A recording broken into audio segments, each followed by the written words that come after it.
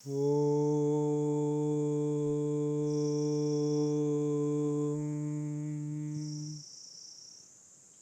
भूमौ स्खलितपादानां भूमिरेवावलम्बनम् त्वयि जातापराधानां त्वमेव शरणं शिवे। ॐ नमो ब्रह्मचारिण्यै नमः। नमस्कार। तो देवी और सज्जनों, आइए आज नवरात्रि के द्वितीय दिवस पर माँ दुर्गा के दूसरे स्वरूप माँ ब्रह्मचारिणी की हम आराधना करें, उनके स्वरूप का चिंतन करें और उनकी कथा पर विचार कर आज के हमारे साधना का जो दूसरा सूत्र है उसके मिलकर चर्चा करें, ताकि एक साधक के रूप में हमारी आंतरिक ऊर्जा कुछ आगे बढ़ सके। जब हम इस शब्द का प्रयोग करते हैं ब्रह्मचर्य, वैसे ब्रह्मचर्य का अर्थ होता है ब्रह्म यानी वो परम, वो ईश्वर, और चर्य यानी रास्ता। जो रास्ता, जो मार्ग उस ब्रह्म की ओर जाता हो वो ब्रह्मचर्य कहलाता है, और जो पुरुष या स्त्री उस रास्ते पे चले वो ब्रह्मचारी या ब्रह्मचारिणी कहलाती। पर जब हम यहाँ ब्रह्मचारिणी शब्द की व्याख्या करते हैं तो यहाँ ब्रह्म शब्द का अर्थ ईश्वर नहीं है। एक बहुत सुंदर संस्कृत की उक्ति है कि वेदस तत्वम तपो ब्रह्म। वेद, तत्व और तप, ये तीनों ब्रह्म शब्द के ही अर्थ हैं। तो यहाँ ब्रह्म शब्द का अर्थ है तप से, तपस्या से। जो रास्ता तप का है, वो जिन्होंने उस रास्ते को चुना है वो ब्रह्मचारिणी है। और माँ ब्रह्मचारिणी का कैसा सुंदर स्वरूप है। उनके चेहरे पे सूर्य के समान तेज है, उनके दाहिने हाथ में माला है और उनके बाहिने हाथ में कमंडल है। माँ ब्रह्मचारिणी का ये स्वरूप असल में देवी शैलपुत्री या देवी पार्वती के आगे का स्वरूप है। जब उन्होंने हिमवान के यहाँ उस आदि शक्ति ने अवतार लिया, उसके बाद एक समय ऐसा आया जब उन्होंने अपने मन में संकल्प किया कि मुझे भगवान शंकर पति रूप में चाहिए, और तब उन्हें पति रूप में पाने के लिए उन्होंने कठोर तपस्या की। और उस आदि शक्ति के कठोर तपस्या के समय में जो उनका स्वरूप रहा, उस स्वरूप को ही आज संसार माँ ब्रह्मचारिणी के रूप में जानता है और उनकी पूजा करता है। देवी पार्वती ने इतना कठोर तपस्या की है उस समय, हम ये भी कहें तो अतिशयोक्ति नहीं होगी कि ऐसी कठोर तपस्या आज से पहले संसार में कभी नहीं हुई थी। कई वर्षों तक आपने केवल और केवल फल और फूल का सेवन किया। खुले आकाश के तले ठंड, गर्मी, बरसात, छांव, जो भी प्रकृति के परिवर्तन आए हों उन सबको सहा, परंतु अपनी तपस्या में वो अडोल रहीं। तपस्या, उनकी साधना कुछ आगे बढ़ी और एक समय ऐसा आया जब उन्होंने कुछ ऐसा संकल्प किया कि जो बेलपत्र केवल पेड़ से टूटकर नीचे गिर जाते थे, स्वतः ही वे केवल उन्हीं का सेवन करती थी। एक समय के बाद उन्होंने वो पत्ते खाना भी छोड़ दिया। ऐसी कठोर तपस्या आज से पहले संसार में कभी नहीं हुई थी। इसलिए देवताओं ने भी माँ भगवती के इस स्वरूप की पूजा की, उनकी स्तुति की, और अंत में ब्रह्मा जी प्रसन्न होकर आकाशवाणी करते हैं कि हे देवी, ऐसी कठोर तपस्या केवल आपके द्वारा ही संभव थी, और जिस मंशा के साथ, जिस इच्छा के साथ आपने इस कठोर तपस्या को किया है कि आप भगवान शंकर को पति रूप में पाना चाहती हैं, आपकी मनोकामना जरूर सिद्ध होगी। अब आप इस तपस्या को त्याग कर अपने पिता के घर वापस चले जाइए। और इसी स्वरूप को सारे संसार ने देवियों और सज्जनों माँ ब्रह्मचारिणी के रूप में जाना, और उनकी आराधना की। अब हम विचार करें आज के हमारे साधना के दूसरे सूत्र पर।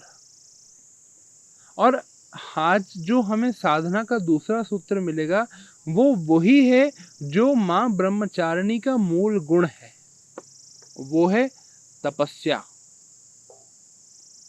पहले सूत्र की जब हमने कल चर्चा की थी तो उसके माध्यम से मैंने आपसे निवेदन किया था कि अभी ध्यान करने का समय नहीं है, ध्यान देने का समय है। और जब व्यक्ति ध्यान देना शुरू होता है उसके अंदर एक परिपक्वता आती है, उसका मन मैच्योर होता है, तब जाके आंतरिक ऊर्जा को ऊपर उठने के लिए एक नया मार्ग मिलता है, एक रास्ता तैयार होता है।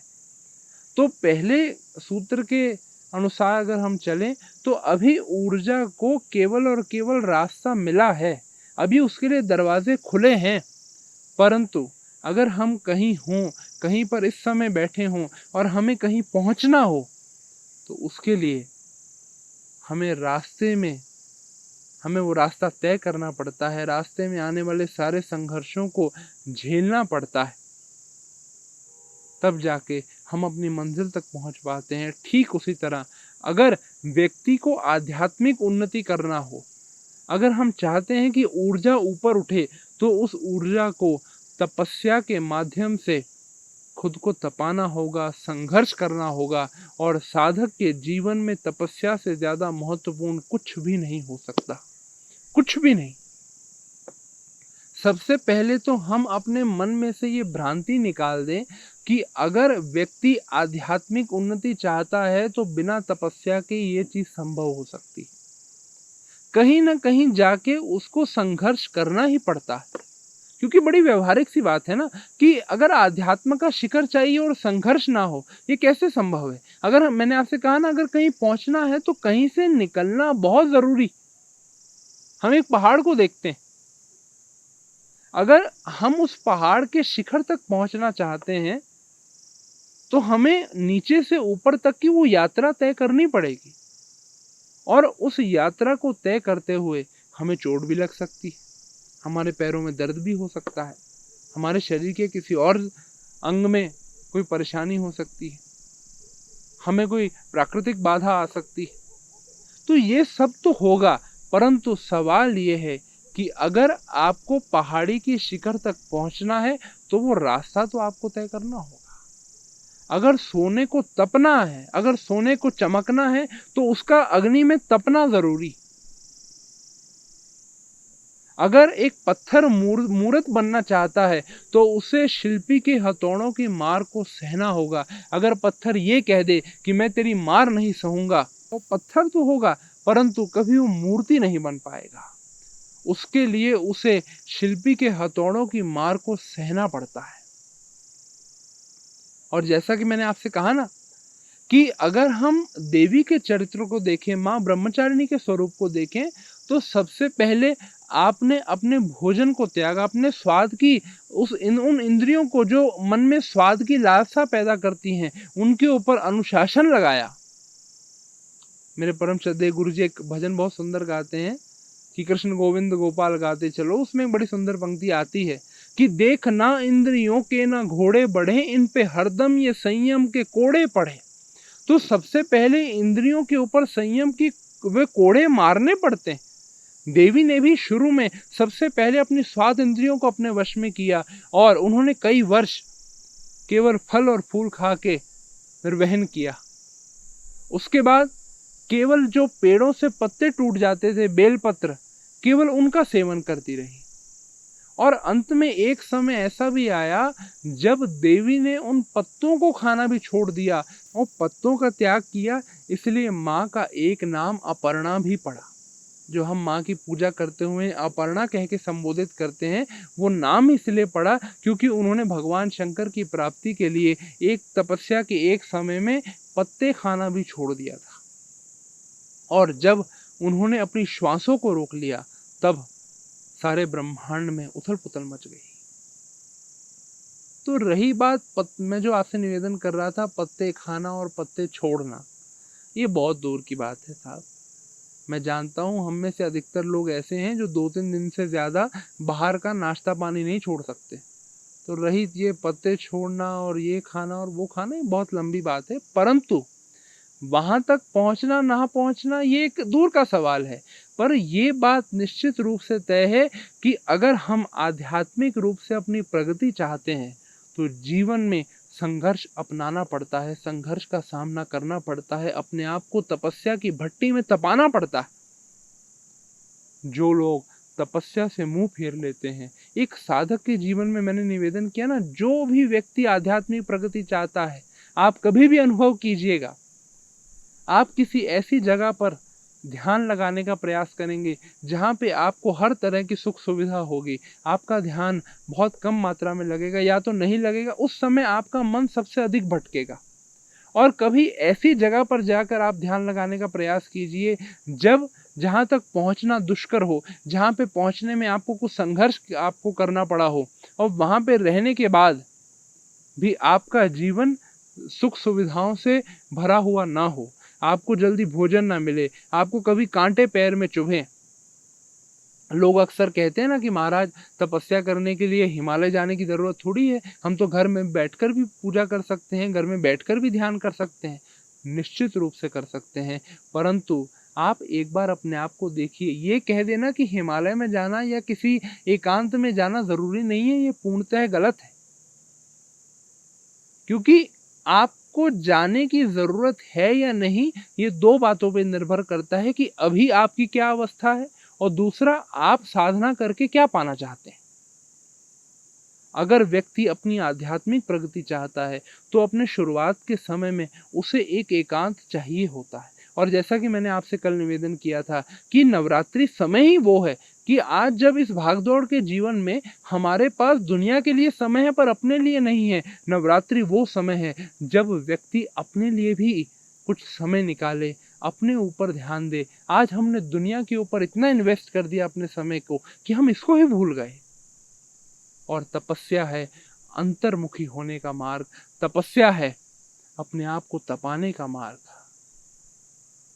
तो जैसा मैं आपसे निवेदन कर रहा था कि जिस प्रकार देवी ब्रह्मचारिणी ने एक समय के बाद पत्ते खाना भी छोड़ दिया, तो इस बात का एक साधक को जीवन में ध्यान रखना चाहिए कि अगर वो किसी विशेष स्थान पर पहुंचना चाहता है, किसी ऊंचाई तक पहुंचना चाहता है, तो उसे अपने साथ जितना भार है वो भार को हल्का करना ही पड़ेगा, उसे जीवन में कुछ त्याग करना ही पड़ेगा। अभी थोड़े दिन पहले हमारे देश की बहुत प्रसिद्ध गायिका, बहुत आदरणीय कंठ कोकिला, आदरणीय भारत रत्न श्री लता मंगेशकर जी का जन्मदिन था। उनके किसी पुराने इंटरव्यू में मैंने एक बात सुनी थी, मुझे बड़ा उनके उस वाक्य ने प्रभावित किया।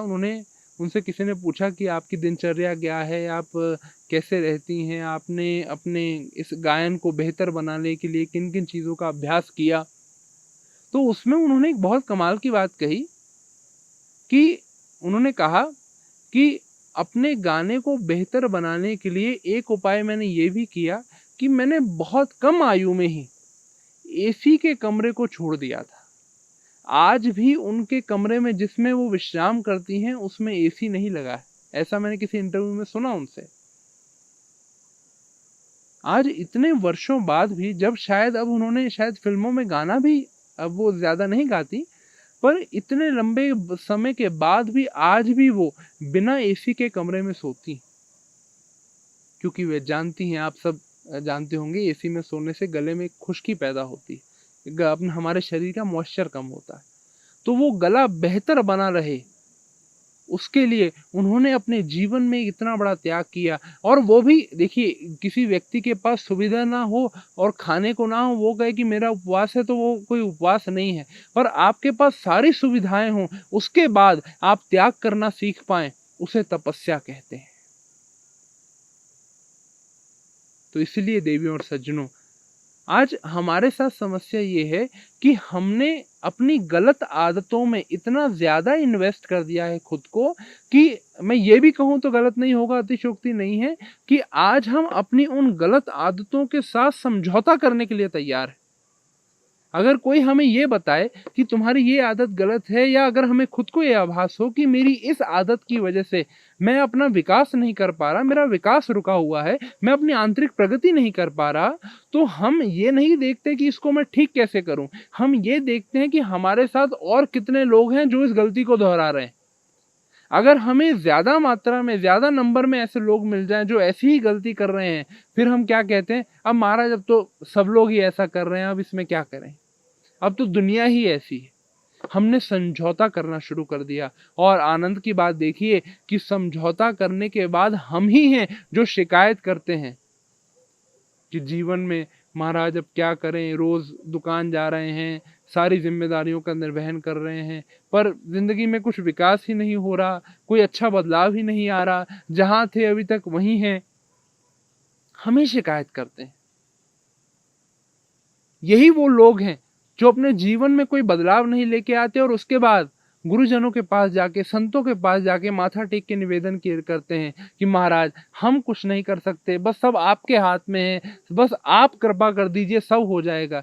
अरे गुरु भी कृपा तब कर पाएगा जब आप कृपा पाने के योग्य तो हो पहले। अगर कोई बर्तन पहले से भरा हो, उसमें और चीजें कैसे डाली जा सकती हैं, पहले बर्तन को खाली तो करना पड़ता है। ठीक उसी तरह हमारे संतों की, हमारे गुरुजनों की, या मैं कहूं ईश्वर तक की कृपा तब होती है जब आप उस कृपा को पाने के योग्य बनते हैं। पहले वो योग्य बनने के लिए जो संघर्ष है, उसी का नाम तपस्या है।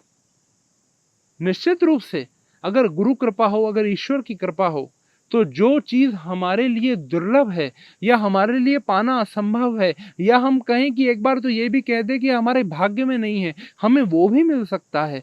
परंतु वो कृपा को पाने के लिए पहले व्यक्ति को योग्य बनना पड़ता है। और योग्य बनने के लिए आज जैसे हम हैं, अगर उसमें हमने बदलाव नहीं किया, तो हम ये अपेक्षा नहीं करनी चाहिए हमारे ऊपर कृपा हो, हमारे जीवन के परिणाम कुछ और निकले, हमारा आंतरिक विकास हो। एक बहुत बड़े साइंटिस्ट हुए हैं एल्बर्ट आइंस्टाइन। उनका एक बहुत प्रसिद्ध वाक्य है, उन्होंने एक बात कही कि पागल उसे कहते हैं जो रोज रोज एक जैसा काम करे और चाहे कि परिणाम अलग निकले। जो व्यक्ति रोज रोज एक जैसा काम करे और चाहे कि परिणाम, रिजल्ट कुछ नए निकले, उसे हम पागल कहते हैं। तो निष्कर्ष इन बातों का ये है कि जीवन में तप बहुत अनिवार्य है। एक शेर मुझे याद आता है कि तकोगे राह सहारों की कब तक मियां, कदम उठाओ कि तकदीर इंतजार में है। बाबा गोस्वामी जी ने भी मानस में लिखा कि कर्म प्रधान विश्व करे राखा। गुरबाणी में भी आया कि जेहा बीजय सोलो ने, जो बोगे वही तो काटोगे ना। संस्कृत में एक बहुत सुंदर उक्ति है कि उद्यमेन ही सिद्ध्यंति कार्याणि न च मनोरथे, नहीं सुप्तस्य सिंहस्य प्रविशन्ति मुखे मृगा। भाव कि अगर शेर को भी अपना भोजन पाना है तो शेर को इस बात का स्मरण रखना होगा कि शिकार वो हिरण खुद चल के उसके मुंह में आके नहीं बैठेगा। अगर उसे उसका शिकार करना है, उसे भोजन के रूप में ग्रहण करना है, तो उसे उठकर संघर्ष करना होगा और संघर्ष करके, मेहनत करके उसका शिकार अपना पाना होगा। नहीं सुप्तस्य, सोए हुए शेर के पास हिरण चल के नहीं आ जाएगा। जीवन में याद रखिए कि संघर्ष तो करना पड़ता है, अपने आप को तपाना पड़ता है, और यही तपस्या होती है जो व्यक्ति के अगर शुरुआती समय में की जाए तो व्यक्ति का आंतरिक विकास बहुत सरलता के साथ हो सकता है। व्यक्ति की प्राण ऊर्जा बहुत सरलता के साथ ऊपर उठना शुरू होती। और आपको एक आनंद की बात बताऊं, वैसे लोग ऐसा समझते हैं कि भाई जब हम दुनियादारी की सारी जिम्मेदारियों से निवृत्त हो जाएंगे, ये सबको पूरा कर लेंगे, उसके बाद तपस्या की जाती है।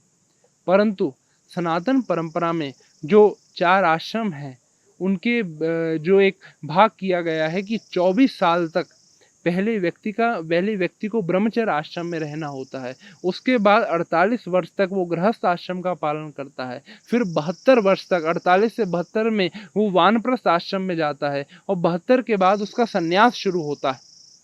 मैं इन सब के विस्तार में नहीं जाऊंगा, परंतु जो शुरुआती बात कही गई कि 24 साल तक व्यक्ति को ब्रह्मचर्य व्रत का पालन करना पड़ता है। आज ब्रह्मचर्य व्रत का पालन हम करें ना करें, एक सूत्र तो बहुत सीधा सीधा समझ आता है। मैंने कहा ना, ब्रह्मचर्य यानी वो तपस्या का समय है, वो अपने आप को तपाने का समय है। 24 साल तक जब व्यक्ति की युवा अवस्था है, जब व्यक्ति का निर्माण हो रहा है, अभी व्यक्ति पूर्ण रूप से फ्लेक्सिबल है, हम उसे जैसा चाहें वो अपने आप को वैसा मोल्ड कर सकता है। वो गीली मिट्टी के समान है, उसे जो आकार दे दिया जाएगा या वो जिस आकार में चाहे खुद को ढाल सकता है। वो समय उसकी तपस्या का होता है। तो इससे एक बात सिद्ध होती है कि अगर तपस्या की शुरुआत करनी हो तो बचपन ही सबसे श्रेष्ठ समय है। मुझे आश्चर्य होता है ये देखकर कि 24 साल तक ब्रह्मचर्य व्रत का पालन करना तो दूर, बल्कि 18-20 साल तक के लड़के लड़कियां इतने बड़े हो जाते हैं और अभी तक वो अपनी माँ की गोद से नहीं उतरते। भाव कि अभी तक उनकी माँ उन्हें कान्हा, मोना, शोना, बाबू पता नहीं क्या क्या कह के पुकारती हैं। और हम ये कैसे कल्पना कर सकते हैं? मैं माँ की ममता के खिलाफ नहीं हूँ, पिता के स्नेह के खिलाफ नहीं हूँ, परंतु ये विचारणीय बात है कि आज के बच्चों के प्रति माता पिता का जो जरूरत से ज्यादा स्नेह और ममता है, ये कहीं उनके विकास में बाधा तो नहीं बन रहा? बचपन का जो समय होता है ये बच्चे के संघर्ष का समय है। मुझे बहुत दुख होता है ये देखकर कि आजकल स्कूलों में एसी लग रहे हैं। मेरे मन में भाव आता है कि वो समय में जब बच्चा गर्मी झेल सकता है, बच्चा ठंड सहन कर सकता है, तब हम उससे इतना संघर्ष भी नहीं चाहते और ऐसे बच्चों से हम अपेक्षा करते हैं कि ये आध्यात्मिक प्रगति करेंगे। अरे आध्यात्मिक प्रगति तो छोड़िए, ये सांसारिक जो समस्याएं आती हैं ये उन्हें भी झेल नहीं पाते। थोड़ा सा शारीरिक कष्ट आएगा और माता पिता बच्चे से ज्यादा दुखी होते हैं। थोड़ा सा मानसिक तनाव इन्हें सहन करना पड़ता है तो इन्हें दिक्कत हो जाती है। आज इतने कम उम्र के बच्चे सुसाइड ऐसे तो नहीं कर रहे, इनके जीवन में तप है ही नहीं। अपने आप को मैंने कहा ना, तपाना पड़ता है। और जैसा कि मुझे एक छोटा सा प्रसंग भी याद आता है, कठोपनिषद की एक बहुत सुंदर कथा है, आपने सुनी होगी। नचिकेता का एक बहुत सुंदर प्रसंग आता है। मैं उस प्रसंग की विस्तार में व्याख्या तो ना करूं, आप सब प्रसंग जरूर आपने सुना होगा और नहीं सुना तो आप उसे जरूर पढ़ें। कठोपनिषद की ये कथा है। नचिकेता के पिता खुद ब्राह्मण हैं, उन्होंने एक ब्रह्म भोज का आयोजन किया है। उसमें वो जब भोजन पूरा हुआ, ब्राह्मणों को दान दे रहे हैं, तो उसमें वो ऐसी गाय दान में दे रहे हैं जो बीमार हैं या जिन्होंने दूध देना बंद कर दिया। नचिकेता के मन में प्रश्न उठता है कि हमें दान तो श्रेष्ठ चीज का करना चाहिए। वो अपने पिता से पूछता है कि आप ऐसा क्यों कर रहे हैं। उसके मन में श्रद्धा भाव है, उसके पिता उसे टाल देते हैं। वो फिर आके एक सवाल पूछता है कि अच्छा, जब देने की बारी आएगी तो आप मुझे किसे देंगे। जब बार बार अपने पिता को ये सवाल पूछता है कि मुझे किसे देंगे, मुझे किसे देंगे, तो उसके पिता क्रोध में आके कहते हैं कि मैं तुझे यमराज को दूंगा। कथा आती है कि सच में नचिकेता की मुलाकात यमराज से हुई, उसके प्राण चले गए। और तब नचिकेता को जब कथा तो बहुत विस्तृत है, यमराज ने किसी कारणवश उससे 3 वरदान मांगने को कहा। पहले वरदान में उसने अपने पिता के लिए शांति मांगी, दूसरे में एक विद्या मांगी, पर जो तीसरा वरदान है वो बड़ा कमाल का मांगा नचिकेता ने यमराज से। उसने कहा कि मुझे आप मृत्यु का ज्ञान दीजिए। जब यमराज ने यह बात सुनी तो यमराज ने उसे दुनिया भर के उसके आगे प्रस्ताव रखे कि तुम मुझसे चाहे 100 वर्ष की आयु मांग ले, तुम मुझसे पोता परपोता अपना एक बड़ा वंश मांग ले। जो चीज किसी सांसारिक व्यक्ति के लिए अति दुर्लभ होती है, चाहे वो धन हो, संसार में सम्मान हो, कुछ भी हो, तो मुझसे संसार की कोई वस्तु मांग ले, पर तू ये क्यों चाहता है? तो नचिकेता ने कहा कि ये सब के बाद भी तो मृत्यु तो आएगी ही, पर इस जो मृत्यु आखिर का अंतिम सत्य है इस संसार का, मैं उसे जानना चाहता हूं, ताकि मृत्यु आने से पहले मैं ऐसा जीवन जी सकूं कि मुझे मृत्यु का मन में से कभी भय ना हो। तो बात ये नहीं है कि हम मृत्यु की कल्पना करें, बात यह है कि आप उस बालक की, उसकी बुद्धि की और उसके मन की अवस्था की एक बार कल्पना कीजिए। वो ये कह रहा है कि आप मुझे वो ज्ञान दीजिए जिसके माध्यम से अपने जीवन में मैं सही निर्णय ले सकूं। यही मैं निवेदन आप सबसे करना चाहता हूं देवी और सज्जनों, कि हम तपस्या से मुंह ना मोड़ें, अपने बच्चों को कुछ संघर्ष करने दीजिए, और बल्कि जो साधना के मार्ग पे है उसे खुद को भी किसी ना किसी संघर्ष में, अगर ना मिल रहा हो तो थोड़े से संघर्ष में डालना चाहिए खुद को। एक चेक होता है, एक सेल्फ एनालिसिस व्यक्ति का बना रहता है कि मेरी आंतरिक अवस्था भी ऊर्जा मेरी किस अवस्था तक पहुंची। तो इसलिए दूसरा सूत्र साधना का यही है कि जीवन में जिस प्रकार माँ ब्रह्मचारिणी ने तपस्या के माध्यम से भगवान शंकर को पाया, ठीक उसी तरह अगर हम चाहते हैं कि हमारा आध्यात्मिक विकास हो, हमारी प्राण ऊर्जा ऊपर की ओर उठे, उसका ऊर्ध्वगमन हो, उसके लिए जीवन में तपस्या अनिवार्य है। हाँ, इसको जब मैंने अभी ये जो बच्चों की उदाहरण दी, इसका मतलब हम ये ना समझें कि जिनकी आयु हो चुकी है अब उनके लिए तपस्या का कोई मोल नहीं। असल में जो व्यक्ति तपस्या करता है ना, वो बूढ़ा होने के बाद भी युवा हो जाता है। और आज यही विडंबना है, आपको बहुत कम ऐसे बुजुर्ग मिलेंगे जो एक बड़ी उम्र के बाद भी मन से युवा हों, पर आपको ऐसे बहुत युवा मिलेंगे इस 21वीं सदी में जो उम्र से तो युवा हैं, पर मन से और आत्मा से और ऊर्जा के स्तर पे वो बूढ़े हो चुके हैं। जीवन में तप नहीं है, पर जब जीवन में तप आता है तो एक उम्र होने के बाद भी व्यक्ति ऊर्जा के स्तर पे युवा रहता है। और उम्र तो देखिए, व्यक्ति का ढलान तो जीवन का एक समय आएगा ही, वो उम्र तो घटेगी ही, पर व्यक्ति आंतरिक रूप से ऊर्जा के स्तर पे युवा रहे, उसके लिए जीवन में तप बहुत अनिवार्य है, संघर्ष बहुत अनिवार्य है। इसलिए यही आज का साधना का सूत्र गुरु कृपा से मेरी बुद्धि में यही आता है कि माँ ब्रह्मचारिणी से हम यही शिक्षा लें, जीवन में साधना के मार्ग पे खुद को तपाना अनिवार्य है। इसी के साथ आज मैं आपसे विदा लेता हूँ। कल सुबह पुनः आपसे मुलाकात होगी। नवरात्रि के आज द्वितीय दिवस पर हमने दूसरे साधना सूत्र की चर्चा की। कल पुनः साधना के तीसरे सूत्र पे मैं आप सबके साथ चर्चा करूँगा। तब तक के लिए नमस्कार, जय माता दी।